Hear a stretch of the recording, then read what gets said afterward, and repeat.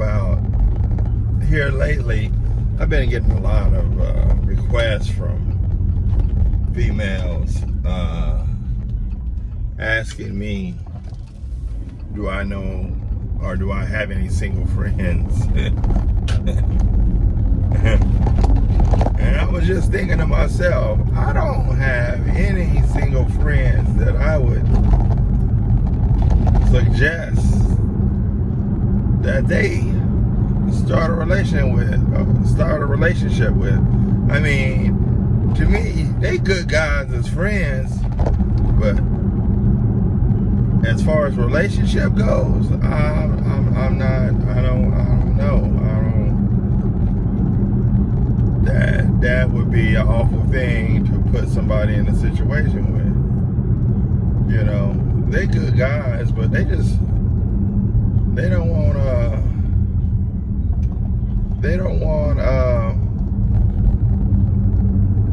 want that responsibility. Most of these guys don't. It's just not a thing. Maybe it's the age, maybe it's my age, where I'm at, where I'm sitting at. Guys similar age, if they're not married, they're not interested in trying to be in that position, or even long-term relationship. So it's interesting how lately that's been coming up. People have been asking me that. I was talking to another friend today. We're talking about the relationships and children caught in between past relationships and how it affects them. And how the relationship creates boundaries.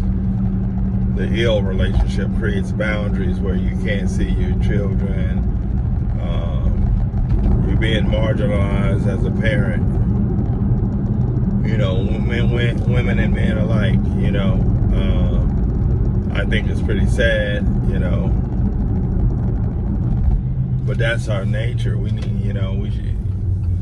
Somehow we got to find a way to overcome this type of lifestyle where the children are, the children are not even being considered on how things go. Even though, people always say, hey, it's about the kids. I had one friend say, it's about the kids. It's about my son, it's about my daughter, and really, it's not, it's between the two individuals, their mama and their father. That's who it's about. Because y'all can't get y'all shit together enough, for the kid to have a decent life, so a different growing up experience rather, and I'm a part of that, I have experience. I have a son I haven't seen since he was 6, it was kind of like during the time where I had my autistic twins. She decided to move somewhere. She didn't tell me where she moved.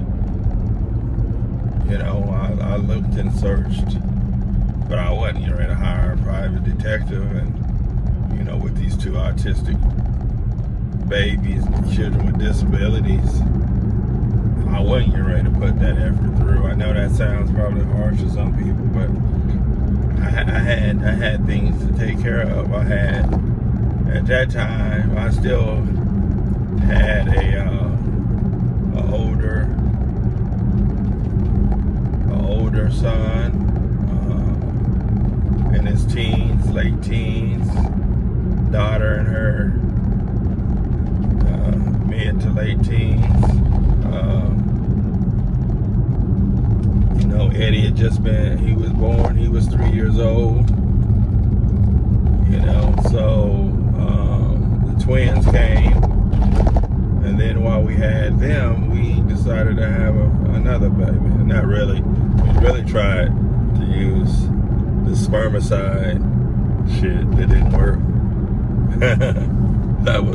that was funny. So we had another baby, our youngest beautiful kid, you know, we had him, and boom, now I have 4 little ones, and then the 2 older ones.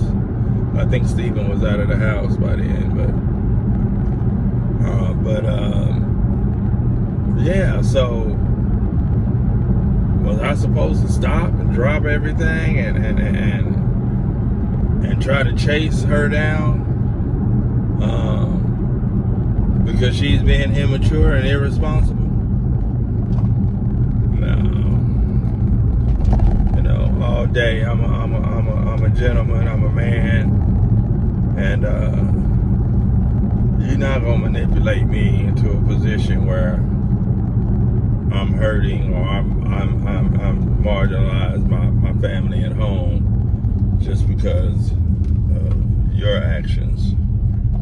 That never happened. That will never, ever, ever happen.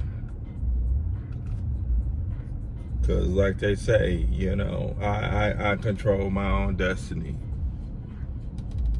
And you're not gonna put me in a position to make ill decisions, especially in the case of these little 2 young children that were born with disabilities. I wasn't ready to be running all over the place looking. So relationships they're hard, you know. And this girl, you know, I wasn't trying to be with her, you know. It was just some things to do, you know, back when you were in my 20s, in my mid to late, right before I met my wife. Just some things to do. But that's how, you know, when you're young, you put yourself out there. I did pretty good, though. I made it to 27. I made it to 27 before I had any kids, you know. But I was in a position, I had a decent job, I was making good money. I was probably making at that time about $15 an hour. That was, you know, 1997. That wasn't bad for what I was doing, you know. $14, $15, you know. So I could take care of them and do all the things that was required of me.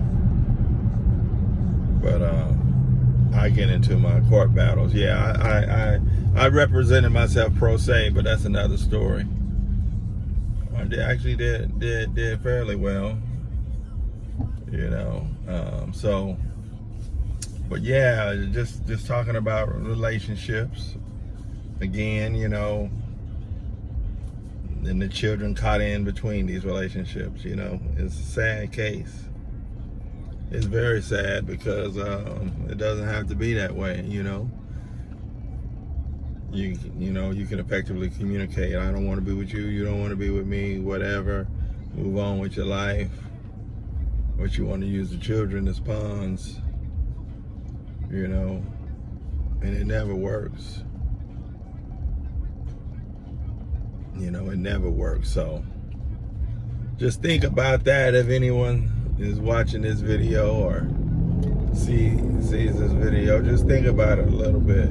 You know, I know it's hard sometimes, you know, but if you remove yourself out of the equation and remove the emotion out of it, you know, and I'm talking about, you know, being open to the idea, you know, of sharing the children amongst each other, you know, time, because that's really, really important. So, but other than that, how's everyone doing out there? I hope everyone's doing good. Y'all ready for y'all COVID shots? Everybody saying they ain't taking the COVID shot. I'm not doing the COVID shot.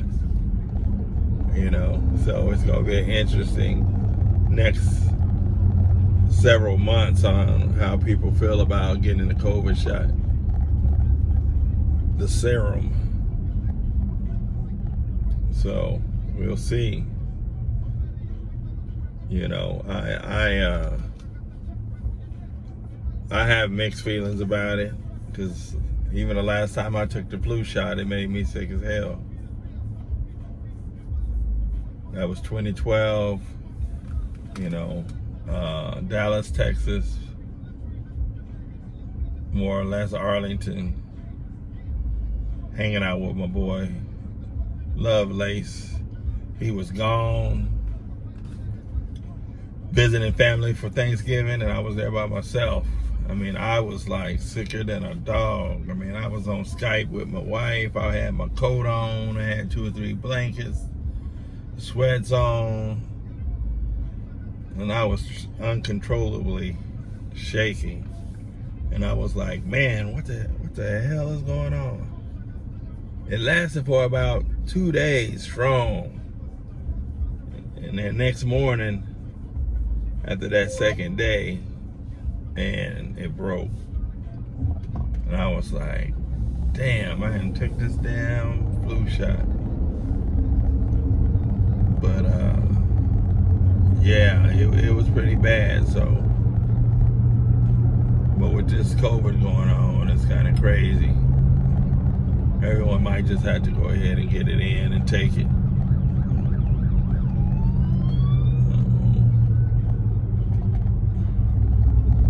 Yeah, so, but other than that, good people, I'm gonna let you go. Have a good day. It's about 2:40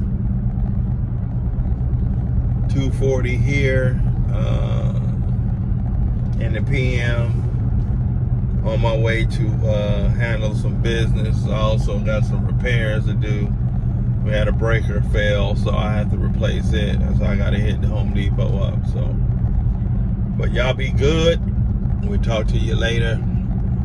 Keep virtuous deviance on your mind, and you know, tell all your friends and family, you know, follow virtuous deviance, you know, on this journey of freedom, prosperity, education, and love. I'll holler at y'all later. Peace.